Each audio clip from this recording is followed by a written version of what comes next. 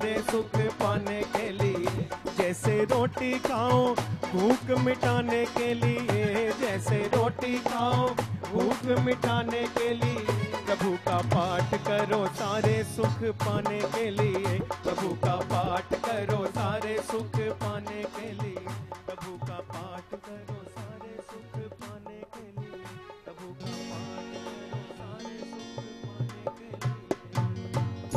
बोले भगवान श्री लक्ष्मी नारायण जी की, बोले सतगुरुदेव भगवान की, बोले श्री गुरु माता जी की। आपके चरणों में प्रार्थना है, सभी सेवादार भी जो भी सेवा कर रहे हैं और सभी माता बंधु भाई बहन बैठ जाएंगे, क्योंकि परम पूज्य सतगुरुदेव जी की कृपा का ये विधान है, ये व्यवस्था है कि बैठकर परम पूज्य सतगुरुदेव जी उनको कृपा देते हैं। जैसे जल हमें जब पीना होता है तो हाथ हम नीचे करते हैं तो जल हम कृपा ले पाते हैं। तो सभी बैठ जाएंगे, कोई भी सेवादार भी खड़े ना रहे। सभी मां काली, मां भगवती, परमपिता परमात्मा प्रभु के चरणों में ध्यान लगाते हुए एक स्वर में प्रभु की कृपाओं को नमन करते हुए प्रभु का जयकार करेंगे। बोलिए भगवान श्री लक्ष्मी नारायण जी की जय। बोलिए परम पूज्य सद्गुरुदेव जी महाराज की जय।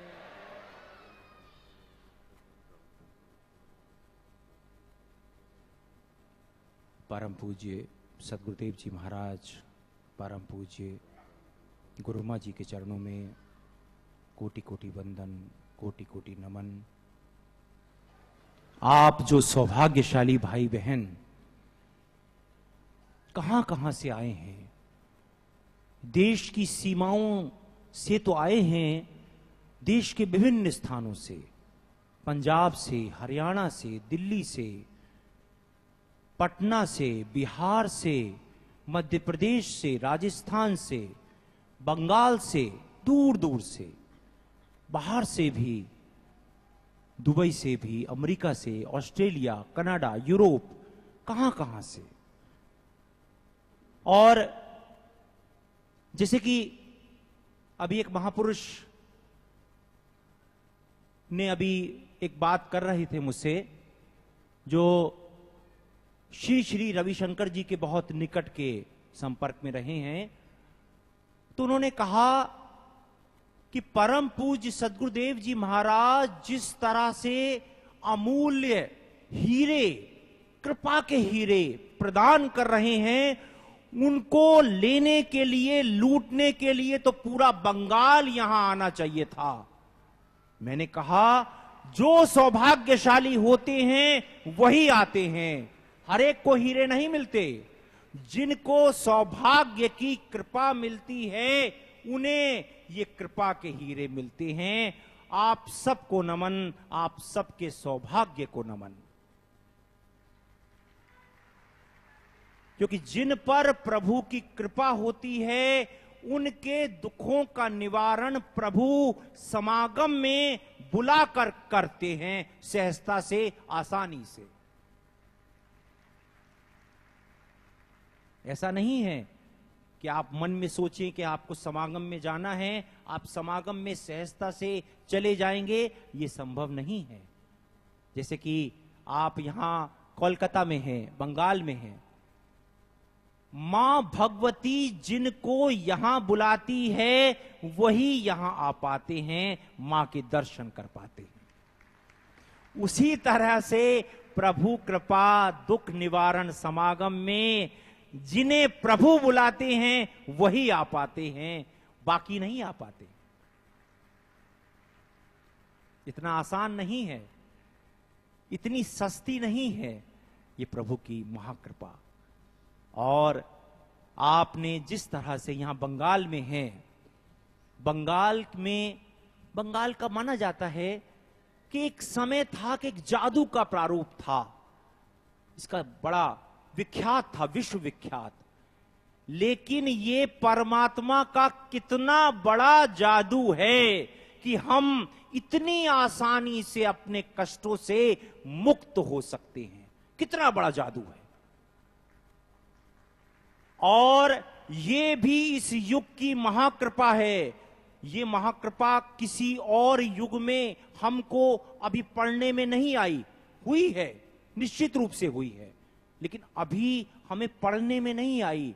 जो इस युग में इस महामानव ने प्रदान की है। परम पूज्य सद्गुरुदेव जी के चरणों में कोटि कोटि प्रणाम।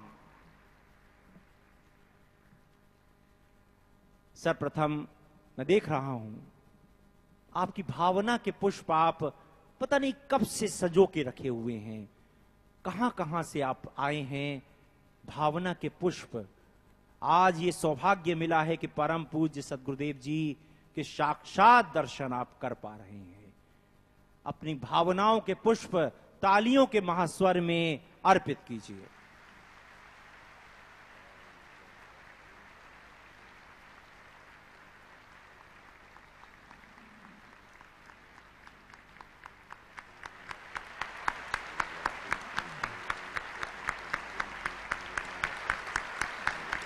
और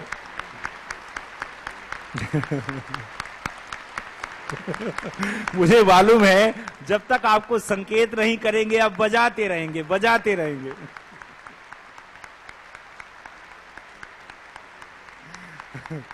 चलिए, आपके चरणों में प्रार्थना है।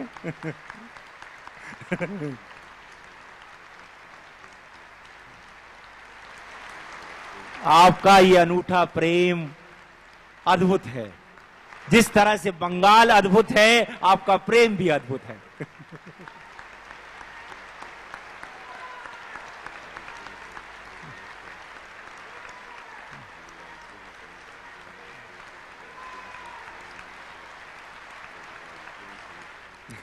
चलिए, आप शांत हो जाइए।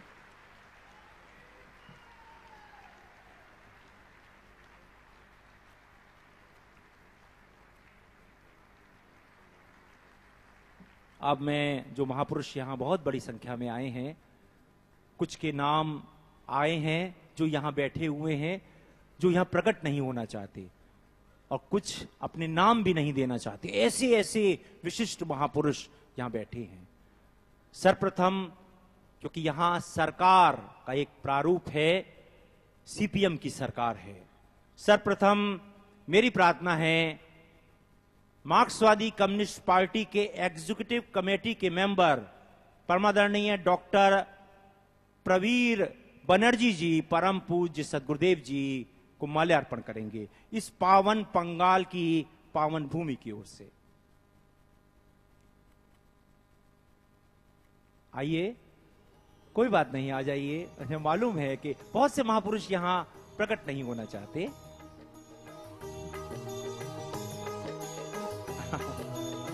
चलिए, कोई बात नहीं। अभी उनके चरणों में विश्व रमन जी प्रार्थना करेंगे। अब मेरी प्रार्थना है आईबी के आ गए।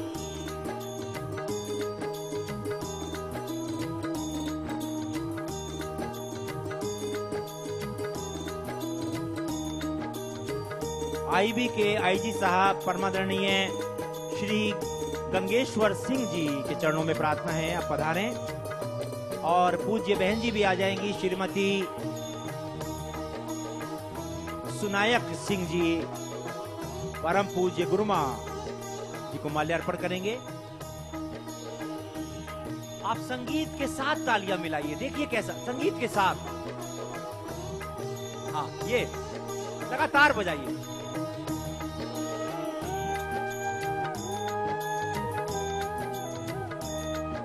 और विजिलेंस डिपार्टमेंट के डीआईजी साहब भी आए हुए हैं, श्री शैलेंद्र घोष जी, वो लेकिन वो प्रकट नहीं होना चाहते, तो कोई बात नहीं। और यहाँ के सुप्रसिद्ध उद्योगपति परमादरणीय दिलीप सिंह मेहता जी से प्रार्थना है, आप पधारें।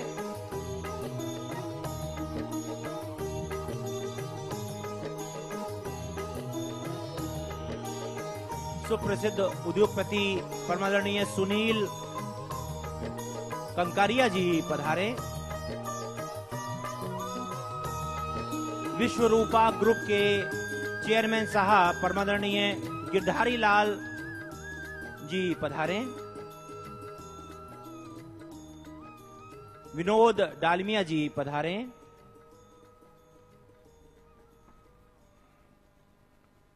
और वेद प्रकाश चुन्नू तिवारी जी जो कि यहाँ के सुप्रसिद्ध कलाकार हैं, उनके चरणों में प्रार्थना है। मॉडर्न डेकोरेटर्स के सिद्धार्थ रॉय चौधरी जी पधारें।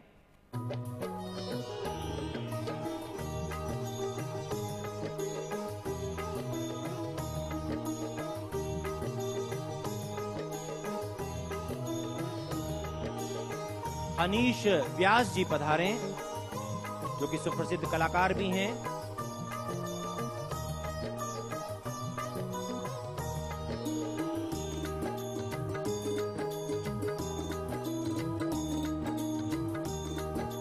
और मेरी प्रार्थना है जिनको हम सब के हृदय में जो बसते हैं, जिन्होंने एक ऐसी छवि दूरदर्शन के माध्यम से अंकित की और हमारे हृदय में बस गए, परमादरणीय गजेंद्र चौहान जी और परमादरणीय फिरोज खान साहब, महाभारत के युधिष्ठिर, महाभारत के अर्जुन।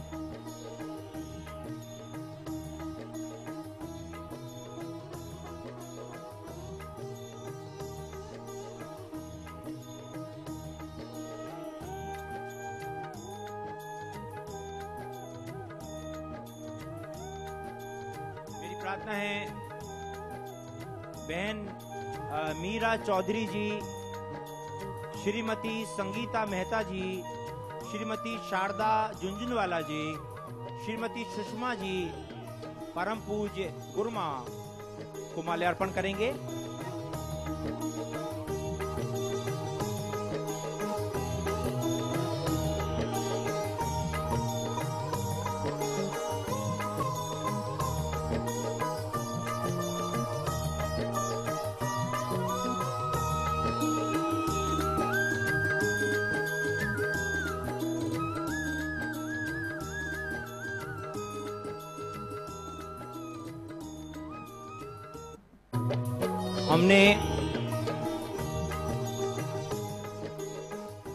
हमने बंगाल के जादू के तो अनेकों दृष्टांत सुने हैं, पढ़े हैं, देखे भी हैं, लेकिन ये कितना अद्भुत परमात्मा का चमत्कार, परमात्मा का जादू है, हम घंटों से अनुभव सुन रहे थे। कैसे कैसे अनूठे अनुभव मेडिकल रिपोर्टों के साथ आप सुन रहे थे, देख रहे थे, कितनी बड़ी संख्या में तथ्यों के साथ, प्रमाणों के साथ, मेडिकल रिपोर्टों के साथ अनुभव, कितनी सहजता से अपने कष्टों से मुक्त हुए हैं भाई बहन।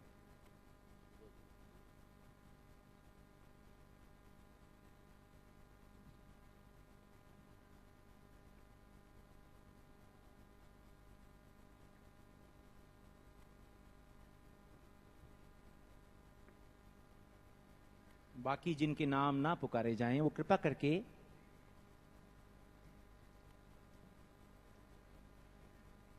आ जाइए, क्योंकि समय हमारे पास बहुत कम है।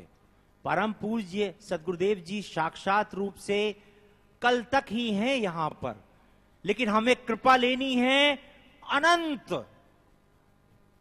तो इसलिए समय का ध्यान रखिए। परम पूज्य सदगुरुदेव जी महाराज महाकृपा प्रदान करें।